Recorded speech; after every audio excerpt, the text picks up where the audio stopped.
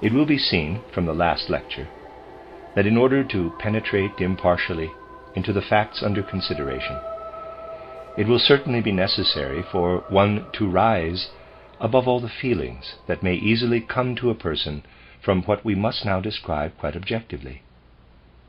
As long as one has the smallest tendency to take an objective description of this or that race, or of this or that people as a personal matter, so long will it be difficult to obtain an unprejudiced understanding of the facts contained in this course of lectures.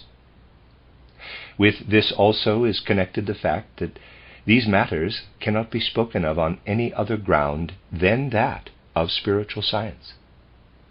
For whatever we may hear about the character of this or that people, and however our feelings and so on may be affected because we belong to a certain race or people, yet, as anthroposophists, we have a sufficient counterbalance to lay on the opposite scale, vis-a-vis the teaching of karma and reincarnation, when properly understood.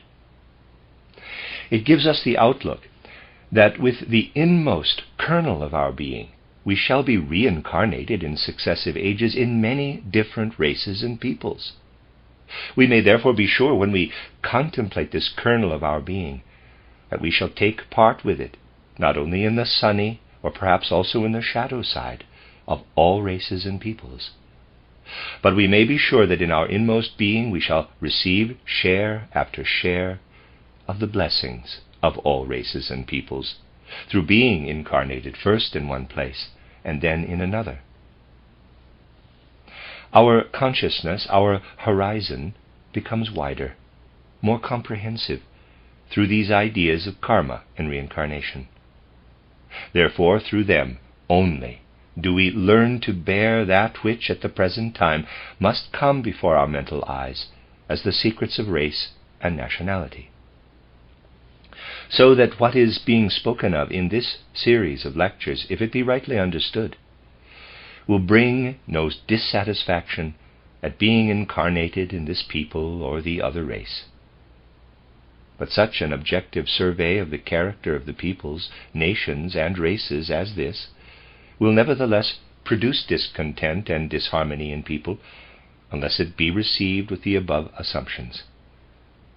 The anthroposophist will learn, through the teaching of karma and reincarnation, how every nation, even the smallest, has to contribute its share toward the whole evolution of humanity.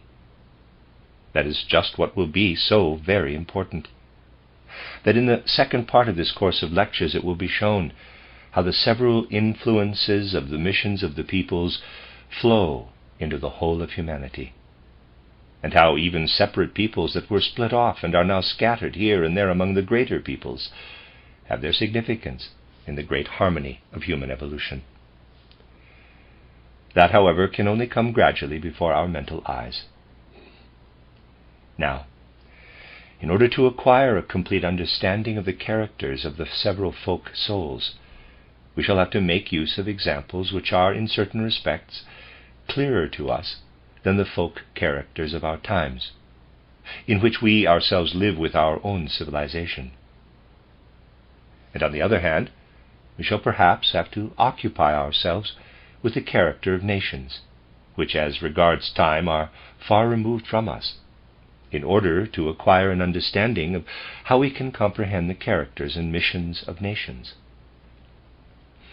What we have learned in the course of the last lectures, namely that in a race a normal and abnormal spirit of form must, so to speak, work together, and that in a people an archangel who is going through his normal evolution and another archangel spirit who is going through an abnormal one must act together.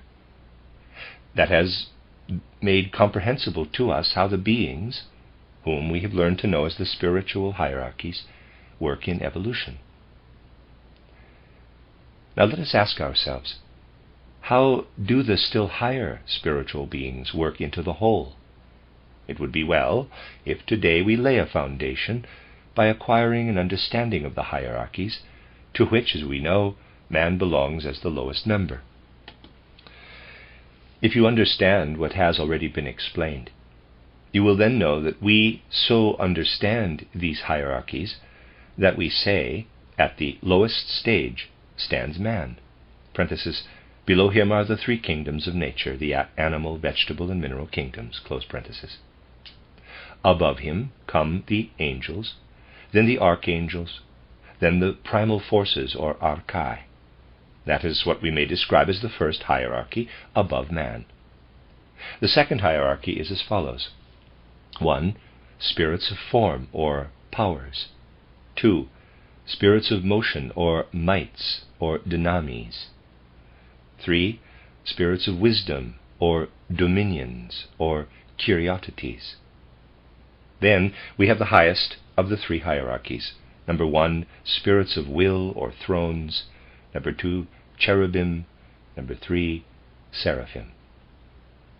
Now, let us ask, as all spiritual beings manifest themselves in some way or other, so that they appear somewhere in the realm of Maya, or illusion, that is to say, in the realm of the world of the senses, where may we seek for them? In the lowest stage of manifestation, at the stage of illusion. Man, with his ordinary view of nature and spirit, knows only the domain of Maya, or illusion, the most external manifestation of these spiritual beings. I will show you, by means of an example, that man knows only the most external manifestation of these beings. A person goes on foot, for instance, over the rocky land of the north. Now, the first thing he will say of it is, quote, here there is substance spread out, close quote, and he will describe this dense, rocky, stony substance over which he walks, just as he first sees it, and call it in his ordinary language hard, stony substance. But one who penetrates into the nature of things sees something quite different in this stony substance. What is that really upon which we stand and which offers us resistance? What man believes to be there is not there at all. It is a delusion. The most external surface of our earth is simply a delusion. The truth is that forces from below work upward. They again are none other than forces streaming out from certain beings. We may therefore say, in that piece of ground we see before us, what in the first place presents itself as forces which come out of the earth and radiate into space in every direction. Certainly, a man could not walk about upon the earth if only these forces were there. These forces alone would hurl him with lightning rapidity out into space. The fact that he is able to stand upon solid ground he owes to the circumstance that other forces stream in from all sides from universal space. The sphere of the in-streaming forces meets incessantly that of the outstreaming forces, and where they come together, they form, as one might say, a boundary, which is the surface of the earth. So that the surface one sees is only a delusion, which is the result of the in and outward streaming forces, acting in such a way that they stop each other just at the surface in question. That which thus streams forth is essentially the same as what we must call the activities of the thrones, the spirits of will. These spirits radiate their forces from the earth out in every direction. And that which comes in from universal space is essentially what we may call the radiating influx of the forces of certain spirits of motion, working inward from without. Thus these two kinds of forces meet here, and this cooperation of the thrones with the spirits of motion, through the activity of the thrones being arrested by these spirits of motion, produces the various contours of the earth's surface. So that what you see outside as the earth's surface is most unreal. It is nothing but illusion. What really is there is a balance of forces, and, as it were, an agreement between the spirits of will and the spirits of motion, which is so arranged that it models the earth in the most varied manner. Nevertheless, this would certainly not suffice to enable our Earth to form itself into just such a planet as it now is. The opposed activity of the spirits of will and the spirits of motion would not be sufficient for this. They would produce something quite different. If, for instance, only the spirits of will were to work outward from within the Earth, and had as their opponents only the spirits of motion, then the Earth would inwardly be in a continual state of flux. No part of the planet would then be able to be at rest. True, it would not be so fluidic as the present sea. It would not be an element forming and throwing up waves so easily as water, but it would form and throw up waves in a denser substance. Now, if you wish to form an idea of how the spirits of will and the spirits of motion originally worked together, I should like to give you an example and would beg you to accompany me on the map. In the first place, I should like to draw your attention to the Alps, which today are a chain of solid mountains, so that the solid rocky ground of the Alps divides the Italian peninsula in the south from the other parts of Europe. Now, how did this alpine chain really come into existence? There was a time which lies far back in the primeval past, when the Alps were not yet there, but to the north and west there were older elevations, which at that time had already become solid. Viscous waves were then thrown up from the south, so that we may picture something like the following, and there's a picture. Here we have the Bohemian Plateau. Now picture to yourselves a mighty wave being thrown up from the south, which divided and spread right and left toward the Bohemian Plateau. This mighty wave in primeval ages formed the solid Alps. This conclusion may be arrived at even from an ordinary view. Anyone who has once stood on the summit of one of the mountains of the Alps and surveyed the unique configuration of the alpine chain has seen, even if he did not know it, what spiritual science has long established, and what even the present-day geologists have established: the remarkable wave-like formation which was produced at the time when the primeval mass of the earth was still in a thick fluidic state. Through the cooperation of the spirits of will and the spirits of motion, the earth would be still in that form, if another activity had not come in, one which is exceptionally enduring, and which expresses itself on the surface of our earth by the fact that to the will forces, acting in conjunction with the spirits of motion, was added that which we call the activity of the spirits of form. You may therefore imagine that these spirits of form, dancing as it were upon the waves, stilled the moving masses and brought them into forms, so that we have to describe the cooperative working of these three different forces. These three forces proceed from three sorts of beings. You see the spirits of form at work. Their influence penetrates upward as well as downward, into the sphere of the spirits of will, as well as into the sphere of the spirits of motion. Above them are the spirits of motion, below them are the spirits of will. That which on our earth appears externally chiefly as a fluidic element, not, however, our present-day water, but the old fluidic element, which was brought to rest by the spirits of form, that we must look upon as the most external manifestation of the spirits of will, or thrones. But another element always mingles itself with this activity.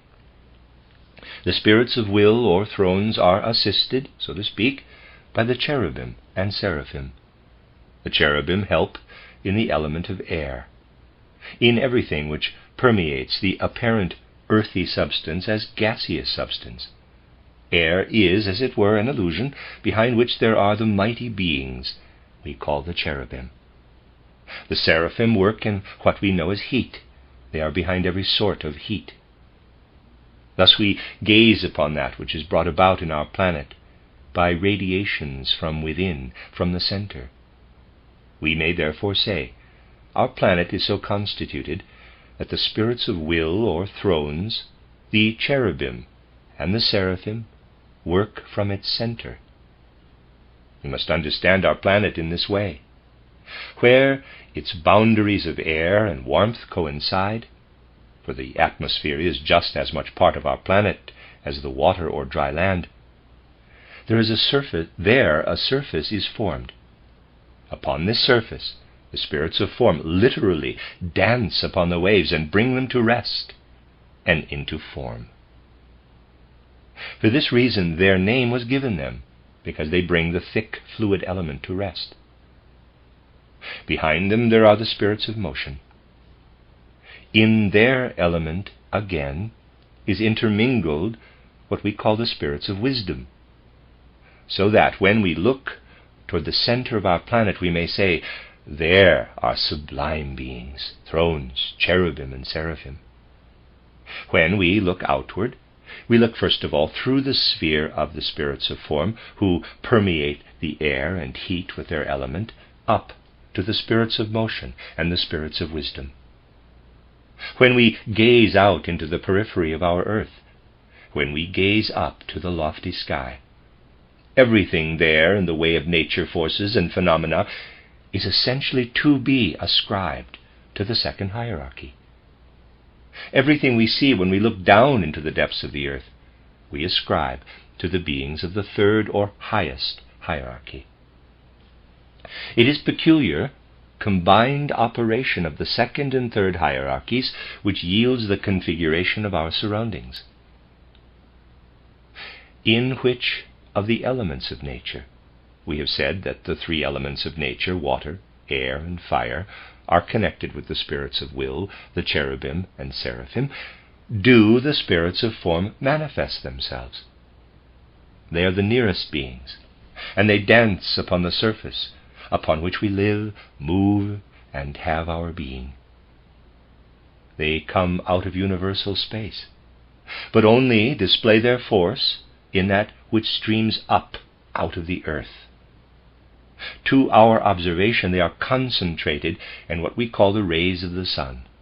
Light, therefore, is the element in which, in the first place, the spirits of form weave and live.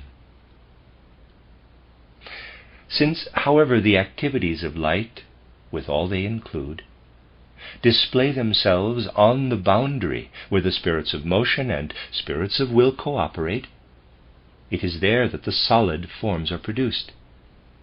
Man has at first no organs with which he could gaze up at that which lies on the further side of these forces of light, which we also call the spirits of form, no organs with which to look into that which is woven into the light. Everything which on our earth regulates construction and decomposition, all that is active in these, in the way of chemical forces, is here still interwoven with the light, and that is principally the domain in which the spirits of motion are at work. When man learns to perceive something of that which he otherwise looks upon merely as Maya, in the action of the chemical combinations and dissolutions, then he hears these spirits of motion. He perceives the music of the spheres, of which the Pythagorean and other occult schools speak. It is that, too, which Goethe describes when he speaks of the sun, not as the giver of light, but when he says of it, quote, "The sun, with many a sister sphere, still sings the rival psalm of wonder, and still his foreordained career accomplishes with tread of thunder." Close quote. This music of the spheres is still there, only it is inaudible to the ordinary consciousness. The music of the spheres is real. It approaches all men as an astral effect coming from without. Man, however, does not hear it. If to him the music of the spheres was to alternate as does the light, which at certain times when darkness sets in he no longer sees, Then there would be certain times when he could hear it. It sounds forth, however, both day and night, and thus he can only hear it when he goes through a certain occult training and development. Whereas the light streams toward us during the day as light, and during the night weaves on further as light, which has been received and absorbed. The music of the spheres sounds forth both day and night. To man this is as with the miller, who only hears his mill when it is not working. Then there still remain the spirits of wisdom, who send in their activities from without and work into the weaving light and into the music of the spheres in its weaving through the universe. That is the life of the universal ether, which streams down to the earth. Life pours in upon the earth from universal space and is caught up by its various beings. This proceeds from the spirits of wisdom. Thus we gaze out into the distances of the universe, and first of all we look up at the sun, in which these forces are concentrated for us, and we see how streaming life, weaving sound, formative light, the trinity of the second hierarchy press in from space. The highest of the hierarchies, the seraphim, cherubim, and the thrones, stream up to us from below.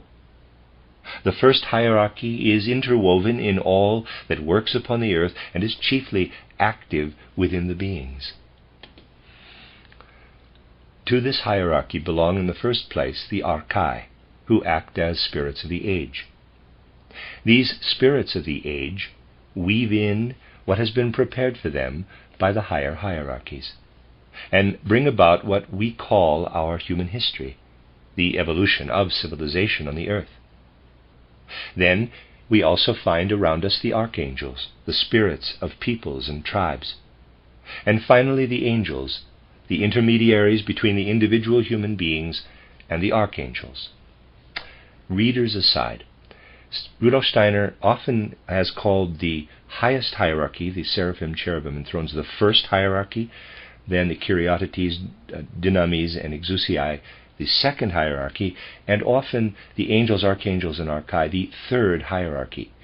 And in this particular lecture cycle he has inverted that, and he is calling the hierarchy closest to us, the angels, archangels, and archai, the first hierarchy, and so on. And I think perhaps that's because he is focusing on the folk souls and wants to emphasize it in that manner. But I wanted to clear that up for some people who are used to the other numbering system. Sorry for that aside, end of aside.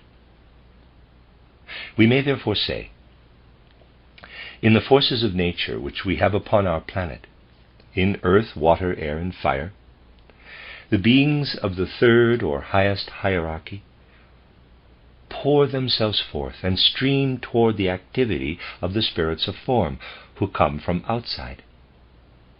From outside, the beings of the second hierarchy stream in, and around the earth are the beings of the first hierarchy, who for the moment have the weakest forces, so to say.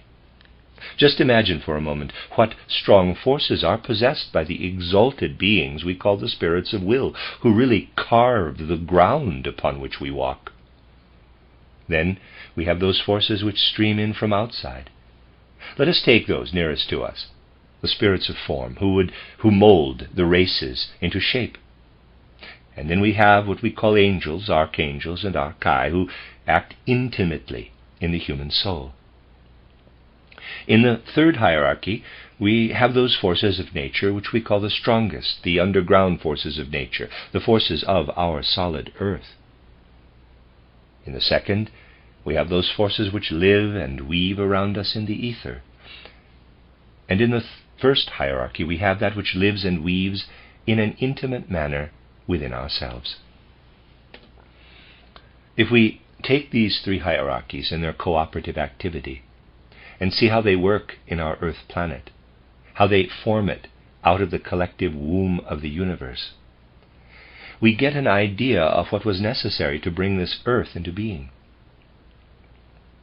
The earth had to go through various incarnations before it could become earth. through the Saturn, the Sun, and the Moon states.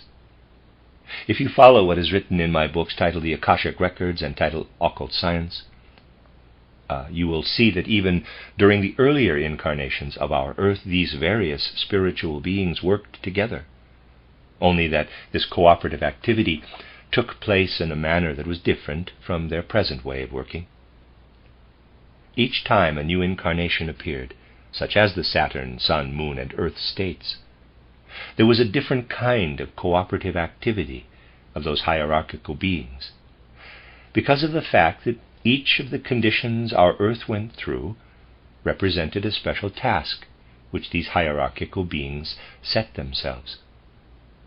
We may absolutely say that each one of the conditions through which our planet has passed, and those which it still has to go through, signify and have signified a particular mission in cosmic evolution. Now, it is exceptionally difficult, as all conceptions alter from one planetary condition to another, to define what was the mission of old Saturn, of the old Sun, and of the old Moon periods. It is not easy, because then one must next characterize the mission of our Earth in a very abstract way. We can most easily conceive of it if we call to mind the nature of the various forces which manifest themselves in space. If you consider the inner nature of the human being, his soul, you have there willing, feeling, and thinking. And again, if you consider the human envelopes, the outer part of human nature, you have the physical body, the etheric body, and the astral body. So that if you look at a man of the present day, and to begin with, leave his capital I out of consideration, you can conceive of him as a tissue consisting of the physical, etheric, and astral bodies as an outer covering, into which are woven willing, feeling, and thinking. Now, these forces in man, both in the outer and the inner man, are always related to some earlier mission or other, which was connected with a former incarnation of the earth. We have, for example, the Saturn mission. If you wish to form an approximate idea of that, you may think of it as being related to what is on the one side, the human physical body, and on the other, the human will.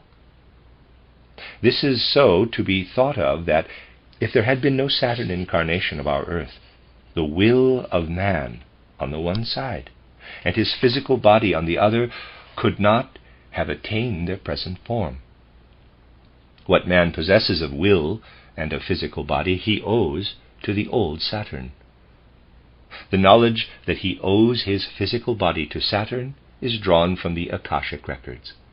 But each foregoing condition produces after effects in the formations in the succeeding conditions. Hence, that which today shows itself as will is to be traced back to the after effects of the Saturn element. The results of these show themselves in the inner part of man as his will. You will obtain an idea of the mission of the Sun condition if you observe what is called the human etheric body, and if to it you connect feeling. You have already been told that the etheric body may be traced back to the old Sun. The after effects, however, are such that man could later unfold the inner forces of feeling. Finally, if we glance at the Moon condition, we see that the astral body of man and human thinking are connected with that. So we say, in order that these forces of the inner and the outer man, physical body, etheric body, and astral body, willing, feeling, and thinking, could so develop that man now possesses them as an outer and inner life, 3 successive cosmic missions were necessary. And those beings whom we have described as belonging to the hierarchies were obliged, in order that the task of the 3 successive incarnations of our earth might be fulfilled, and that man might be endowed with what is manifested in his whole constitution at the present time, to work together every time with the requisite reciprocal activity. Thus, therefore, the mission of the old Saturn state had to be fulfilled, or man could not have received the foundations of the physical body and of the will. The mission of the sun had to be fulfilled, otherwise he could not have received the etheric body and feeling. And finally, the mission of the moon had to be fulfilled, otherwise he would not have had the astral body, and that which we call the power of thought. So that the three preceding incarnations of our earth were each especially devoted to what we may call one of the predominating elements of our own personal being, our capital I. We have before us the fact that the external physical body which emanated from the beings of the old Saturn, from the spirits of will, presents nothing else than will seen externally. With us it acts as inner life which comes from within. These words are carefully chosen. They are not fantastic, but absolutely correspond to the facts of the matter. You may learn much from them. The earth went through the sun period in order, on the one hand, to lay the foundation of the etheric body through the influence of the spirits of wisdom, and on the other to lay the foundation through the continued operation of the element of wisdom, of that which reflects the inner wisdom, vis-a-vis feeling. That which was the mission of the moon is connected in a similar way with the astral body and with thought. Now arises the question, what particular mission have the spirits of form chosen, who work chiefly on the earth and form it?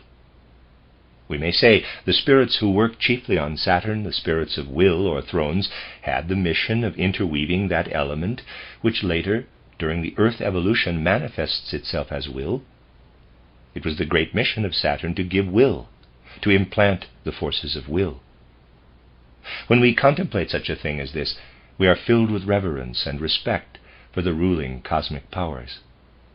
We acquire a true appreciation for them when we see that for the production of the wonderful tissue of outer will which we have in the physical body, and of inner will, a special planetary mission was necessary.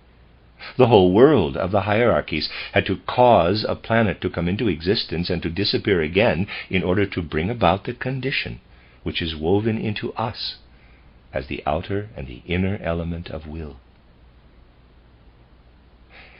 In the same way the old sun had to come into existence so that the etheric body and the element of feeling, the element of inner wisdom, could originate.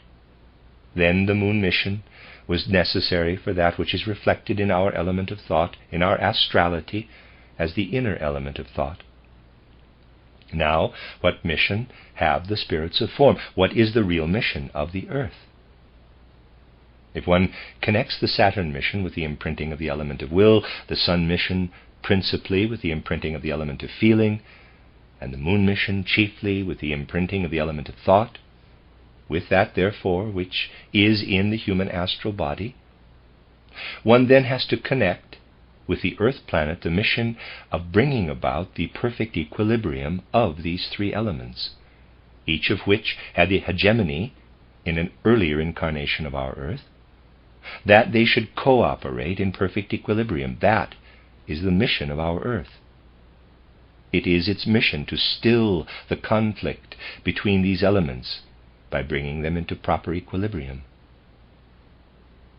Man is interwoven with this mission of the earth, in order that he may bring about this balance between thought, feeling, and will, first of all in his own inner being. At the beginning of the earth period, man was indeed in this respect an inharmonious fabric of thought, feeling, and will. Everyone who possesses a little self-knowledge can feel that the inner balance of present-day man is not yet complete, but is still in a state of disharmony and disorder. Man is called upon, first of all, to bring about an equilibrium between thought, feeling, and will within himself, by means of which he can from within radiate and carry over onto the earth what this equilibrium between thought, feeling, and will signifies. In occult symbolism, this mission of the earth has always been expressed in quite a special way by means of a geometrical figure. If you go through all geometrical figures, you will find none which so exactly corresponds to this balance of the three activities as the equilateral triangle. If you merely draw it, you will find the three sides equal, the three angles equal, each angle is equidistant from the others, and all are equidistant from the center. The center of the equilateral triangle is an absolute symbol of a balance of forces, so that when the occultist looks at an equilateral triangle, he can see in it a symbol of the absolutely balanced cooperation of those elements which in the three earlier incarnations of our earth had each for a while the upper hand. The deeds of the capital I in man signify nothing else than the creating of an active center in his nature, whereby this state of equilibrium can be prepared from within. So that man is indeed called to something great upon the earth, namely to bring about from within, first of all through his whole being, a balance between what formerly for a time was dominant in various ways and at various times. That is, in the first place, a very abstract definition of our earth mission, but it consists in just what I have said. The secret of this mission is expressed in the fact that through this cooperation, through this equilibrium of the three forces, the inner being actually produces something new. A fourth element is thus really added to the three preceding ones, and this fourth is the element of love.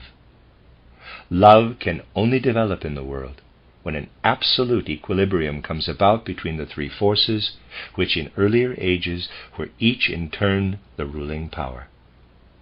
We shall have more to say about this in the next few days. For the moment, just take it as an abstract description.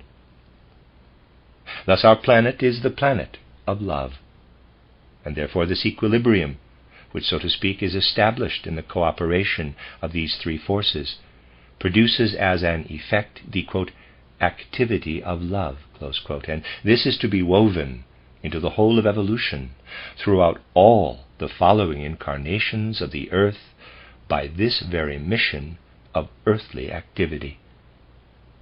In this way the Trinity becomes a quaternary, and the latter begins with its fourth element at the lowest stage. It begins, so to speak, with the lowest form of love, which is cleansed and purified, up to the state when, at the end of the whole evolution of the earth, love will appear as an element standing on just the same level as the others. To fulfill the mission of equilibrium, which belongs to our earth planet, is therefore in reality to make the Trinity into a quaternary. It is for this reason that the mystery of the earth is usually expressed occultly in the words, to make the Trinity into a quaternary. The fourth element is naturally today still very imperfect, but when the earth shall have fulfilled its mission, it will appear just as bright and shining as the sacred triangle, which in its state of perfect equilibrium shines before us as the highest symbol we possess for our earth ideal, insofar as we remember the past of the earth. This cooperation of the elements of thought, feeling, and will within man works first of all in such a way that the actual inner being becomes the substance of love. That is what we may call the really productive, the inwardly productive element in earthly existence. We must therefore also call the spirits of form, because they have this very mission of bringing the three former conditions into equilibrium, collectively the spirits of love. If we consider the earth existence in this way, we have then, in the first place, characterized will, feeling, and thought, and the working of love outside our earth planet. And we have been able to describe as the special task of the spirits of form the imprinting of love, which results from equilibrium. Therein consists the whole mission of the earth. In order to produce this force of love, which is to impregnate the earth, the mutual interaction and cooperation was necessary. of all that we have described as the work of the lowest hierarchies. We have already begun to describe in our preceding studies what we might call the tissue, the network of love. And this web of love must be so woven that the principal threads are woven into it by the normal spirits of form that bring their fundamental mission. Then the abnormal spirits of form, who are in reality spirits of motion, weave into it that which produces the races. Then the normal and abnormal spirits of the age weave into it the historical evolution. And the archangels, both of normal and abnormal evolution, the several peoples and languages. And lastly, those beings who put man into his right place on the earth, the angels, also cooperate in the weaving. In this way is spun this mighty fabric of love. The fabric of love, which is woven as the real mission of the earth, is only visible on earth as a reflection, a maya. The nearest domain above the physical world in which this fabric can be seen is the astral world. But we can see the working of the hierarchies more and more clearly in the truths underlying our external maya when we rise from the astral world into the worlds of lower and higher Devakan. Then we see how this web is spun.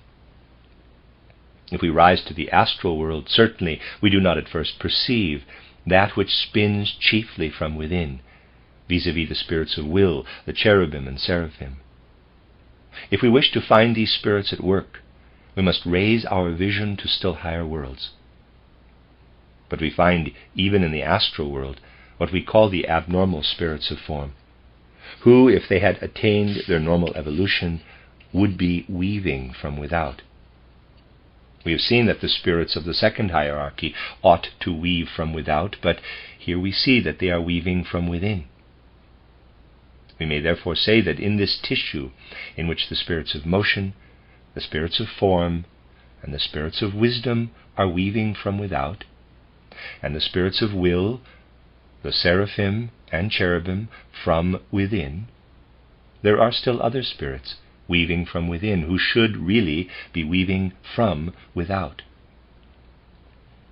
They weave under the surface, however, in somewhat the same way as the silkworm weaves its cocoon. What is seen, first of all, in the astral world is something within. These remarkable spirits of motion, who are not in their right place and are fallen spirits, are the first spiritual beings to become visible, even before the normal angels, among those who surge and weave in the spiritual atmosphere of the earth. These beings, who are the first to become visible on the astral plane, are the spirits who, in a sense, lead astray the clairvoyant vision, although they are, in the deepest sense of the word, necessary for the procreation of the races. These spirits, each of whom has many under him, because each one produces many spiritually subordinate beings, are enveloped in the spiritual world in a number of spiritual beings who are always inferior to the hierarchies in question. The higher spirits also have their inferior beings. The spirits of will have the undines, the cherubim, the sylphs, the seraphim, the salamanders. The abnormal spirits of form, who are really spirits of motion, and who appear on the astral plane as hideous, these too have their subordinate spirits. They are the spirits who live and move in that which is connected with the production of the human races, which is therefore connected in man with, and so to say depends upon, that element which we have described as earthbound, connected with propagation and such like. These beings, this whole domain, in fact, is one of the most highly colored and most dangerous parts of the astral world. And it is, unfortunately, as had better be said in this connection, the one most easily discovered by those who attain to vision by the wrong methods. the host of those spirits who are connected with the propagation of the race, who serve that purpose, are the most easily seen. Many a man who prematurely and in the wrong way entered the occult domain has had to pay dearly for having met with the host of these spiritual beings without the harmonizing through other spiritual beings. Thus we have been able to throw light upon that which spins and weaves on the reality, to produce this web out of which the actual soul world of man then unfolds. As to how these foundations, into which we have glanced a little today, appear in the development of races and peoples and so on, we shall speak further tomorrow.